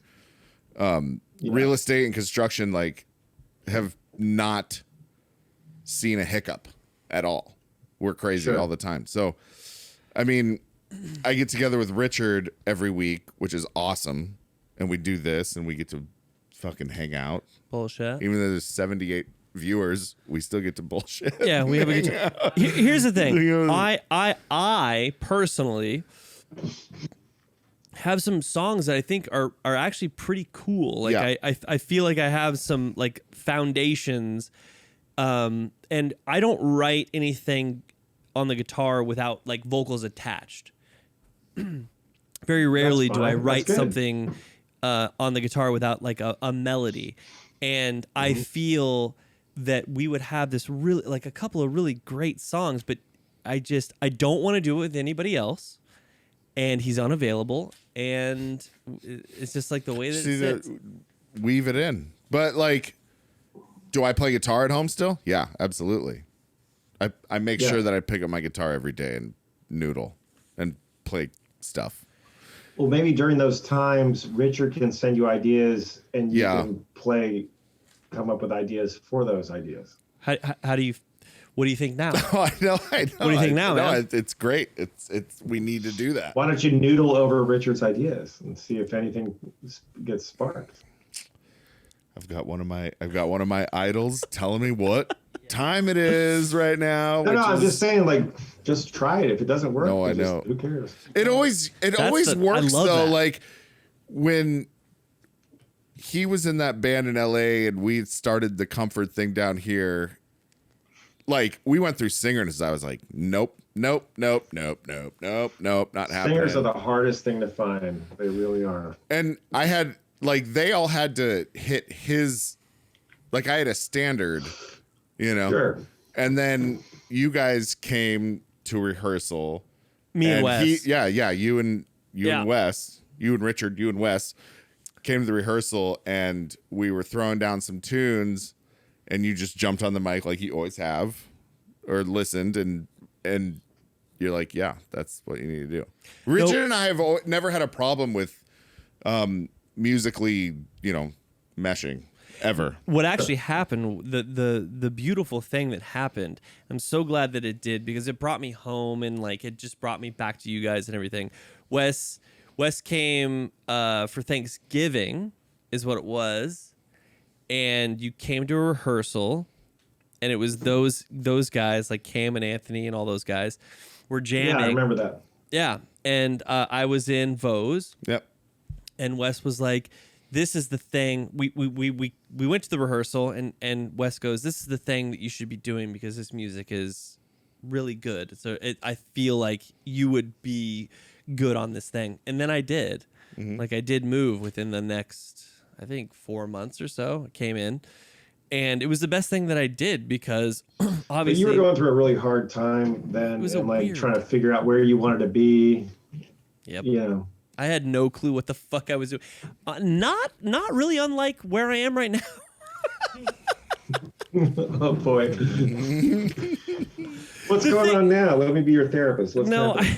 the thing is like Seriously. I love the things that I'm doing right now. I really do. It's just at this point, like, I need money to be accumulating at the same fucking time. Of course. And it doesn't happen. That's why we should fucking change our goddamn thing to Twitch and get some. Okay, we have more. Richard, you need money, and I need time to play music. Because you have an active audience the whole time who's there, and you're seeing them instead of right now. Yeah. You're playing a show without an audience that's going to be played later. Taylor's here. So think about like when the audience is there and you can see them reacting to what you're saying and asking questions, and it makes all of a sudden it brings like, this is great and we're having a great conversation. But when you have all your, like you said, you've got what, 78 people that you're saying are watching, that's a lot. That's a lot of people viewing. And when you have 78 people in the chat who are asking you questions and responding, and it's going like do, and they're laughing and they're gifting you subs, which is in Twitch was what we call subscriptions. Mm-hmm. They're gifting you subs, and you're going boom, boom, boom, and you're giving stuff away. We're going to give away Cam's T-shirt. Yeah. Or we'll mail it to you. If Underwear. you give us 25 subs right now. Right. Someone will do it, and it's $5 for each one.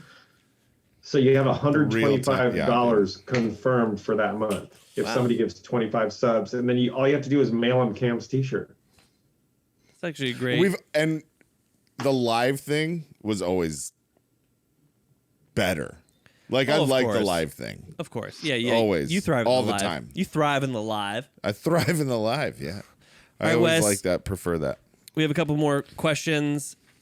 Sure, go ahead. We may go long. Are you? Thanks, Wes. Think about it. Do you have something to do? Go to bed and go mountain biking in the morning. I was going to ask you, you've been mountain biking with forever. Rob. I go every day. Yeah, Every day. Awesome. What I have time? to do it or I'll go crazy. What time? And I also got fat in quarantine, and I'm trying to like burn off the weight I gained in quarantine, and I also like have to. If I don't ride every day, I go crazy. So it's part of my. Yeah, it purges your brain while you're riding, and then you can come back. I need those endorphins. I need to. I gotta have it, or I'll start going. And then I'll say something to Allie that sucks, and then I'm in trouble for the rest of the day. Yeah, that's not good. All right. Next question. Question 5. Mike Savage asks, when's the next renovation show on HV or HGTV? I would never do that again. Tell us about that a years. little bit. What was You were that? very passionate about it at the time. I can't talk about any of that stuff. So this is the one question. that I have to skip. This is the skip it? That's the skip one, yeah. Oh wow. 'Cause I'm it gets so into glad. a whole like can of worms of divorce and weird stuff. Okay. Well, I'm glad we got to skip it. Yeah, sorry, Mike. You gotta skip it. There you go. Yeah. So the answer is eat shit. So No, the answer is just Skip it. can't it. talk about Yeah. it. Gotta skip it. not But eat. no, I would never. No, I gave you an answer. I would never do it again. You did. It You're was right. a terrible experience. Would never do it again. All right. Jonathan Wilskin asks, I'd like to know 2 things. So 2 questions. I'm 38, almost 39, and Wes's Okay. guitar playing heavily influenced me as a teenager and onwards when he did Blacklight Burns, which we really haven't talked about, which we need to.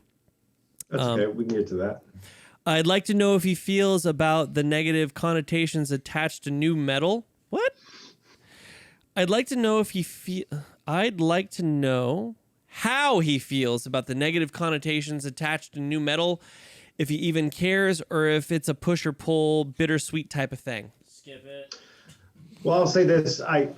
So as far as the negative connotations attached to new metal, like I feel like the whole new metal title was, so there was Korn and Deftones and us. Right. And Bizkit. And then we started getting a lot of coattail riding bands that sort of like, whenever there was like, so, okay, I have to take it back a little further. So you have the Judgment Night soundtrack, or even before that, you have Aerosmith and Run DMC Walk This Way.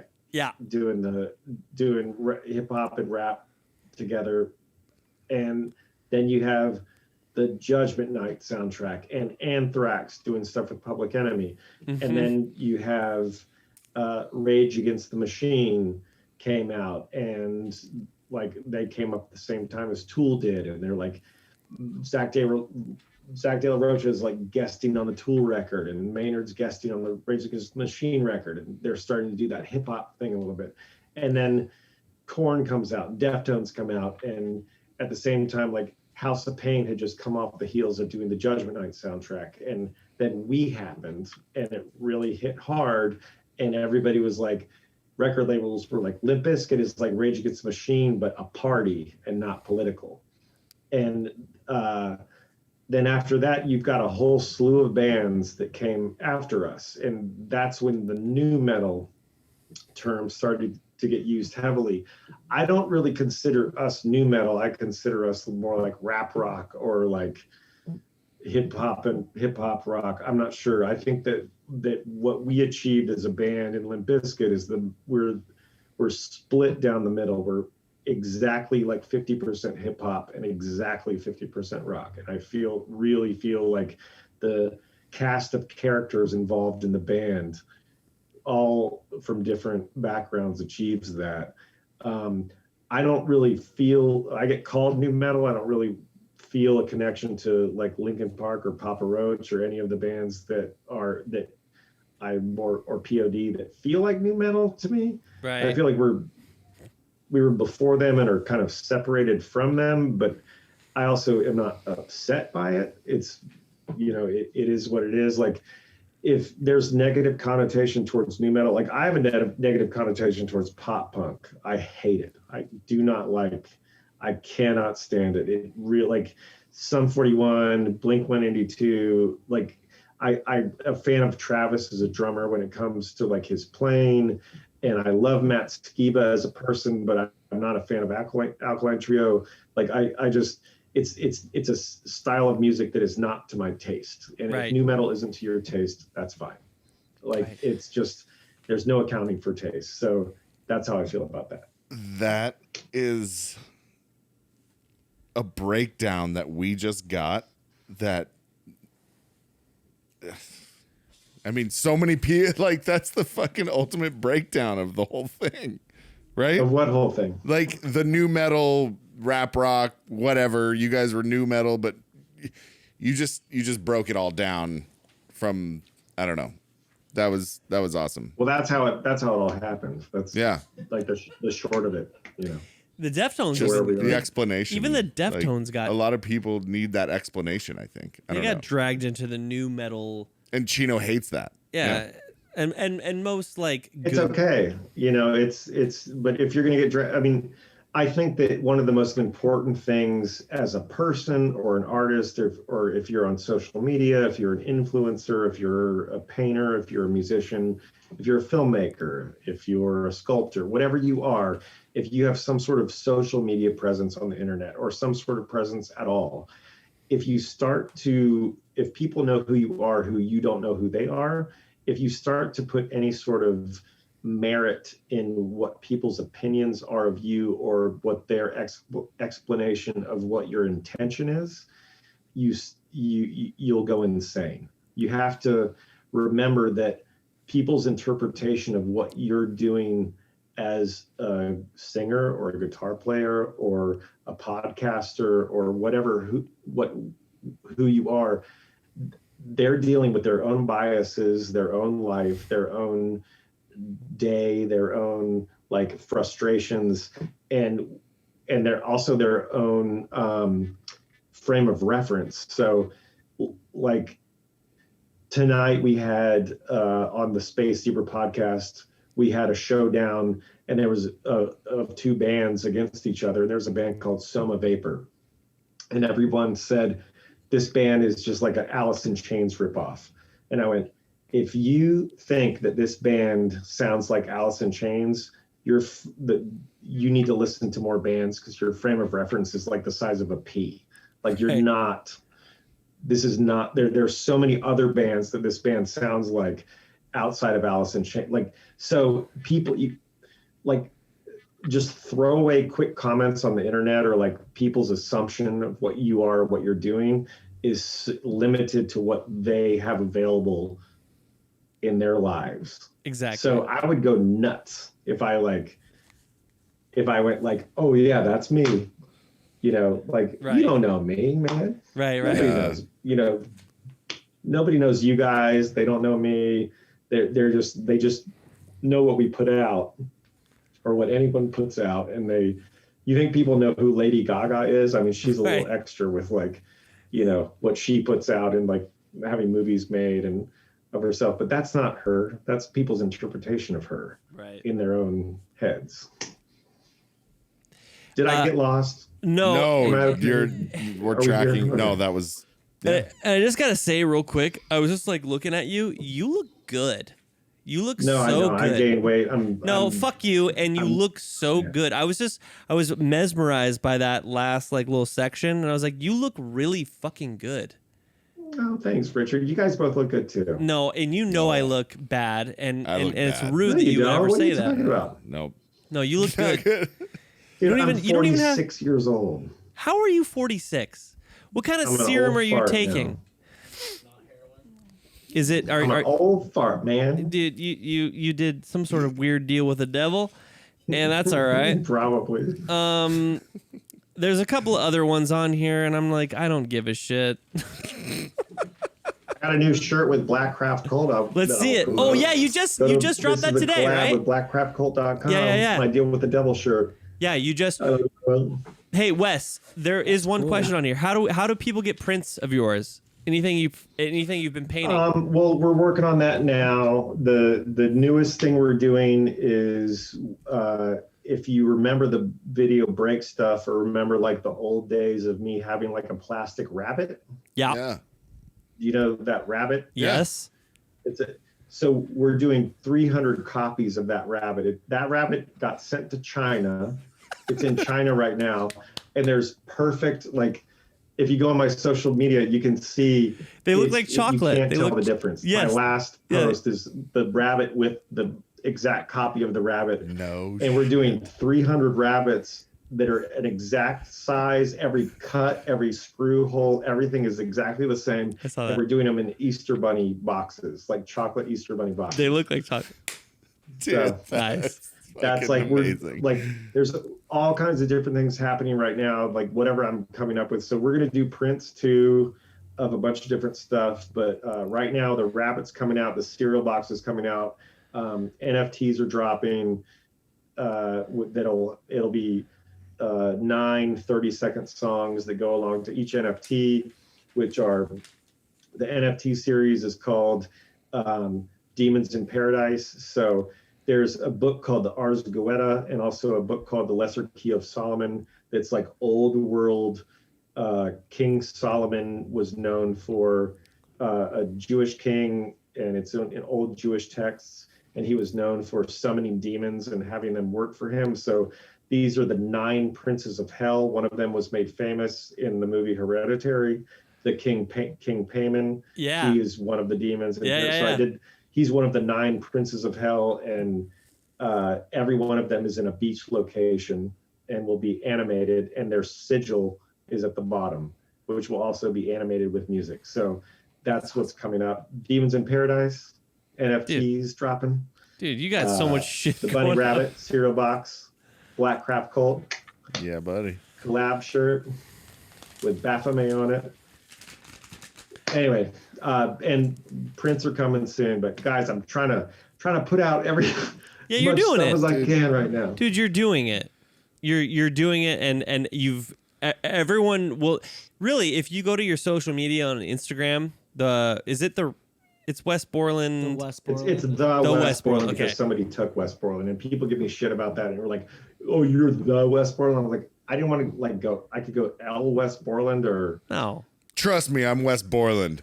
You got the, you check mark. got. Okay, we need to talk. I need Wes Borland back. Somebody else has it, and they have like one post. No, I'm not on Instagram.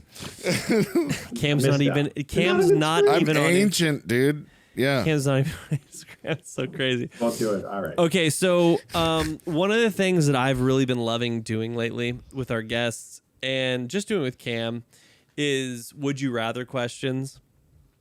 Okay, I hate these, but let's go. That was a very Crystalia thing, actually, I'm right just there. kidding. Oh, snap. My favorite comedian of all time. Okay, so there's only 10. There's only 10. No, but I hate when people say, like, would you rather drink a pint of vomit or have, like, bamboo splinters hammered under your nails? I'd rather I'm like, neither of them. I don't want to do this. rather not be here. Right. Rather play Would You Rather. So All right, let's go. these questions are specific. Can you see this? Can you see it? I can see there's writing on a page. Fuck It it. could just say Z, Z, Z, Z, Z, F, F, F, F, F, F. These are But yeah. specific to you. So I picked every single one of these questions knowing okay, here we after go. I've known you for as long as I've known you. And I thought Good. that you might actually, if it was like, would you rather eat shit or fuck That's a what I'm talking rhino? about. They're a little Okay. more So West if dialed it's in. not that, let's do it. You ready? Yeah.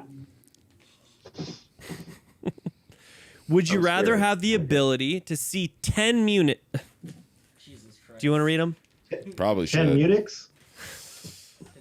Would you rather have the ability to see 10 minutes into the future or 150 years into the future? 10 minutes. Reason. I don't want to see it. I don't want to see 150 years into the future. That'd be I'll heavy, right? dead. That's the selfish answer. Yeah, the 10 minutes.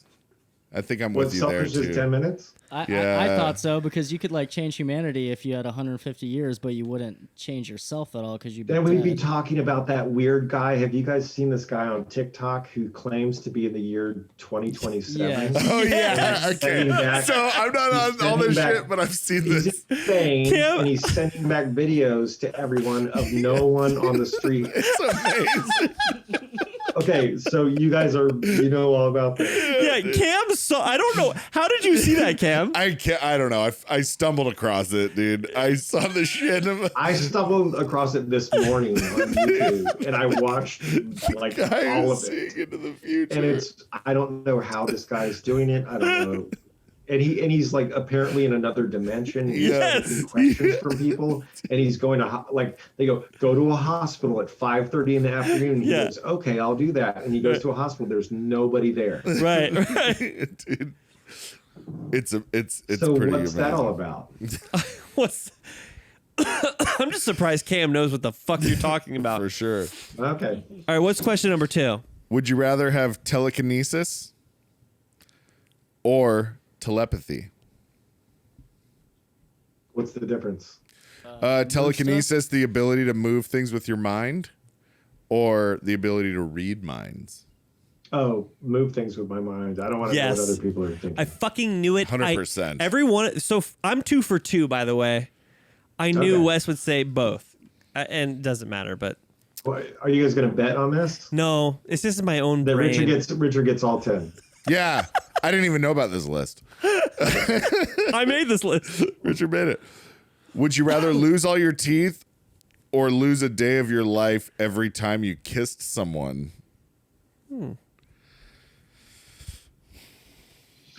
I'll lose a day of my life every time I kiss someone because I hate dreams where all your teeth fall out, and I can also like hook up and not kiss, so that's fine. Yeah. I was wrong on that one. I'll just say that.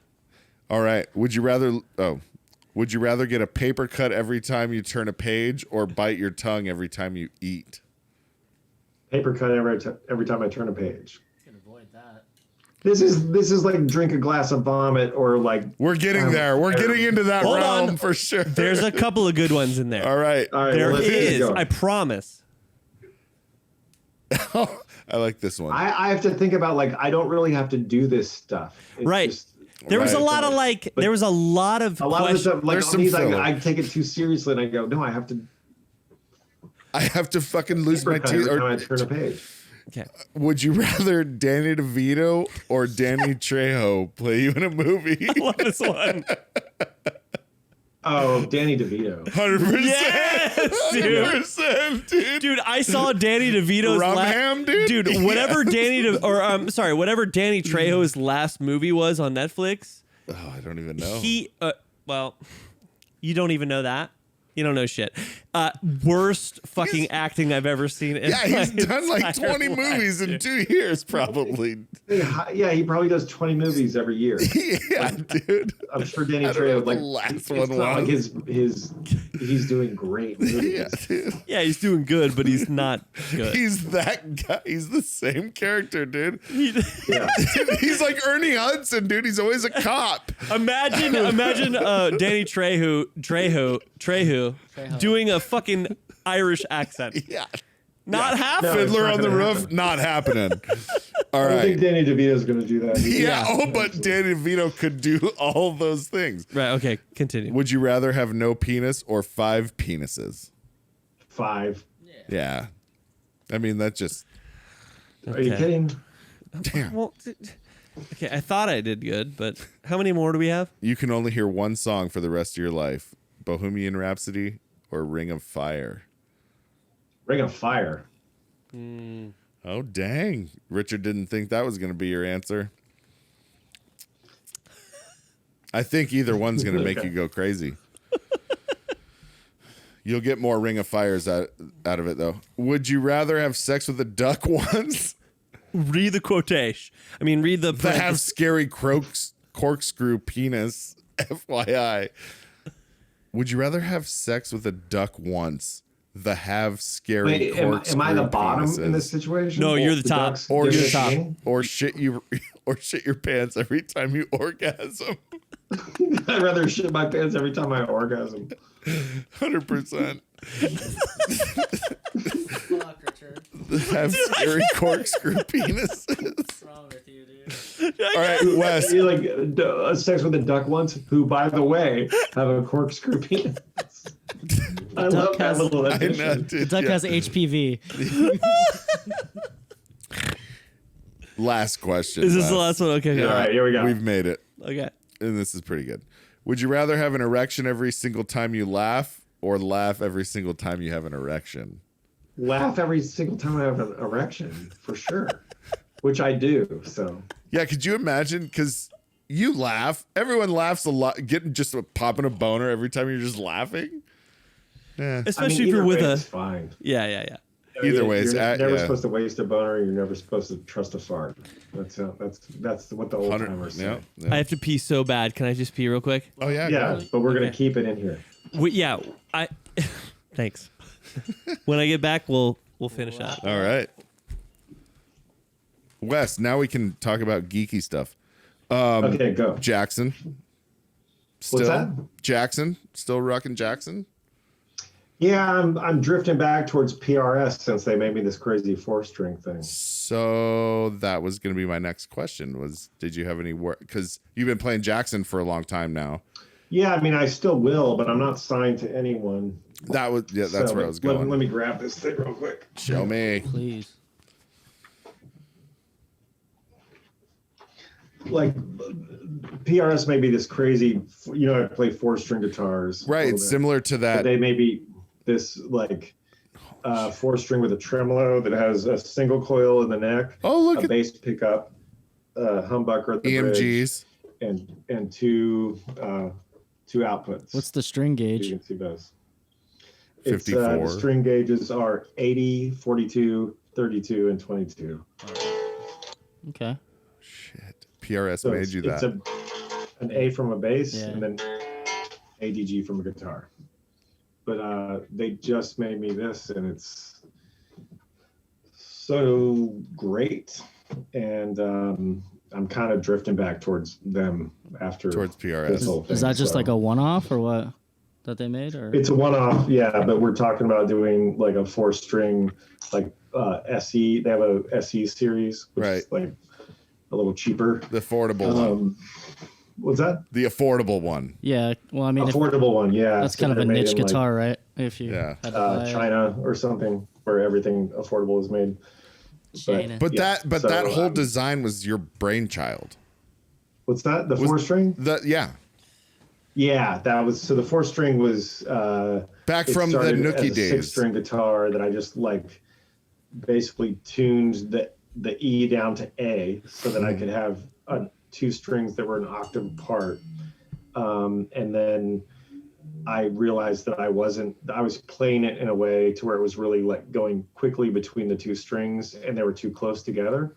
And I realized I wasn't using the B or the E string, the high strings. So this guy who was friends with DJ Lethal's dad, Gracia DeBont, RIP, this guy named George Gordninsky worked with me to design a 4-string model that had the string spaced further apart and made more sense in the tuning, and also lengthened the scale. So to be able to hold that low A. So it was more like less floppy and more like a piano string when you hit it. So he did 2 for me. PRS did a couple for me. And then I was like good for a while. I got enough for touring. And one of my PRSs was stolen when I moved once, so it's gone forever. But then I reconnected with PRS last year and said, hey, I want to do a 4-string, but with a tremolo on it, with like a whammy bar. Yeah. And that also had the guitar and the bass pickup. So that's when, we worked together and made this amazing guitar that's got bass and guitar outputs. And it's just like,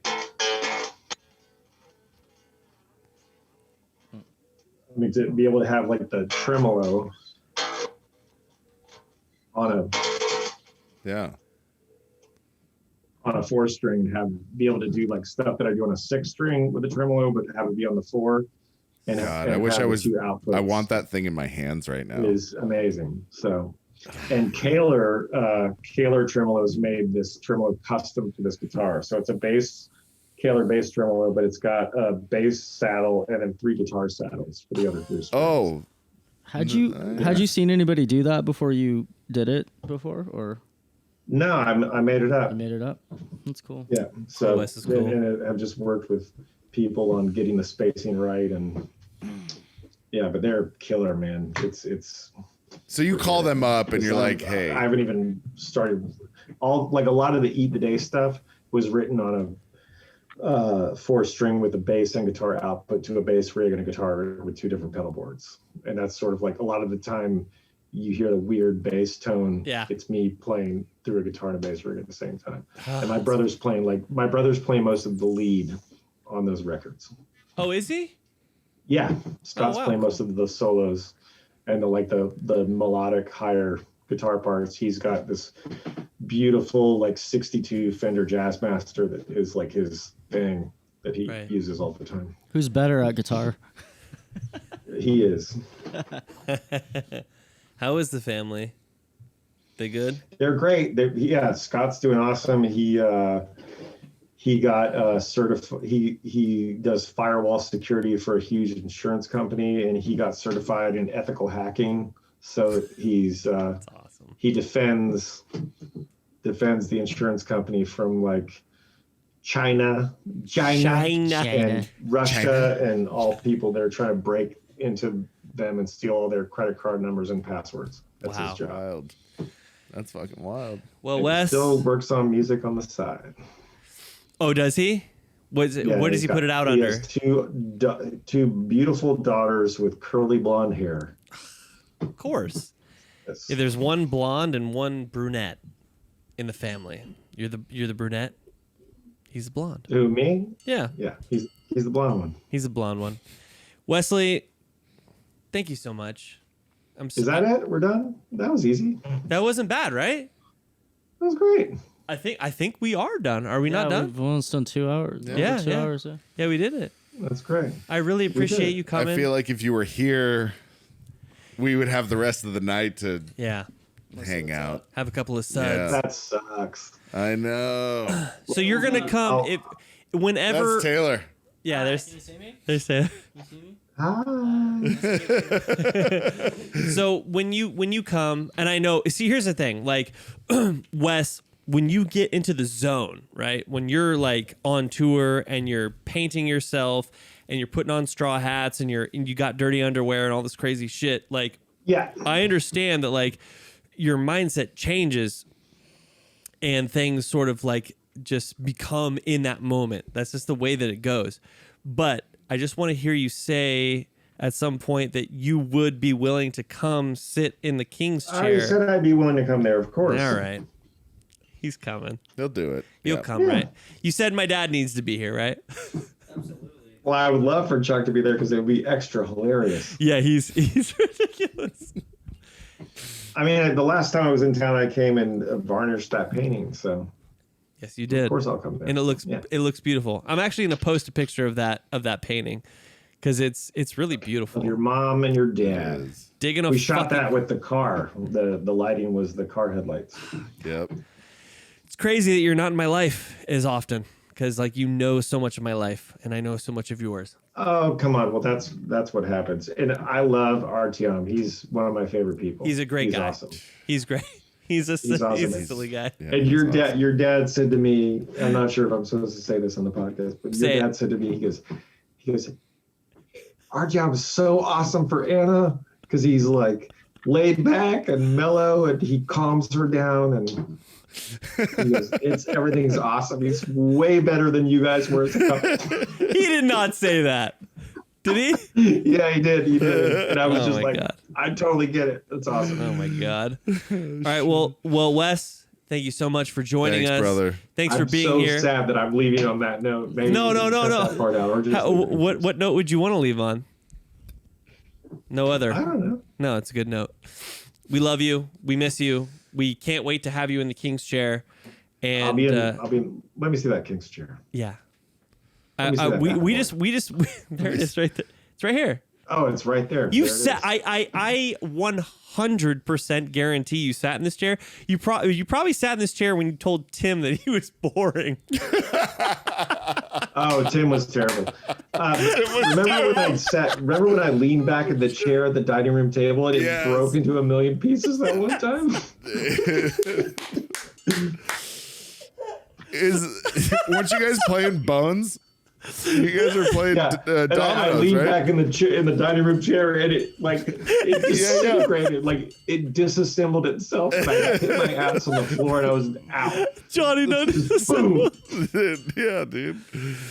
And then you taught us all how to paint. That was really fucking fun. God damn, I miss you. Thanks again. Miss you, Wes. It's good to see you, brother. I'm so glad that the Space Zebra thing. People, please go do the Space Zebra thing. Hang out live. Fucking be a part of the show. Do it. It's the shit. And We've got all kinds of giveaways. We're really focused on unsigned bands, and the things that we have coming up are so crazy. The things that we're going to do for bands that win this contest, like they're going to be on stages at major festivals in the U.S. We've got record deals. We have merch deals. Our whole focus is on music and like making. I wish that when Comfort for Change was doing its thing that we had this going on at the time, because you guys would have definitely been in on this whole thing. And this is the answer to a lot of people's problems who are like, what do I do? Who do I go to? We got you. Like, submit to the Space Zebra podcast, submit your band, you'll be in the running. And it's like kind of like a reality show where people get cut and move on and move on and move on. And now we're down to tomorrow is the final four, to where we see who the last two. We're flying 2 bands to LA and then we'll see who wins.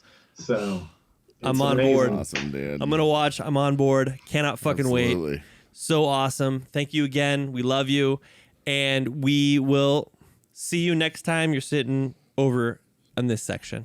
In the chair. In the Your chair. chairs look more comfortable than that chair, though. Yeah, I know. These are like from the 1800s or something. These are good chairs. No, they're not. Those are from like 1992. That's probably true. Maybe 82. It's like this weird 82. thing. Yeah, 82, 82 for sure, at least. yeah. All right. All right. Yeah. All right, Wes. Love you, Wes. Love you. Take Thanks, care. man. Love you guys. Later. Bye. Cheers.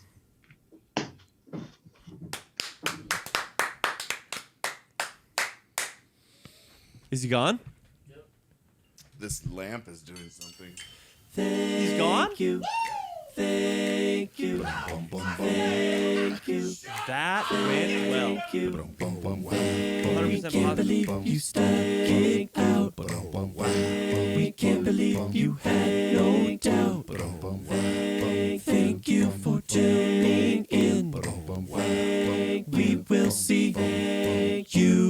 again.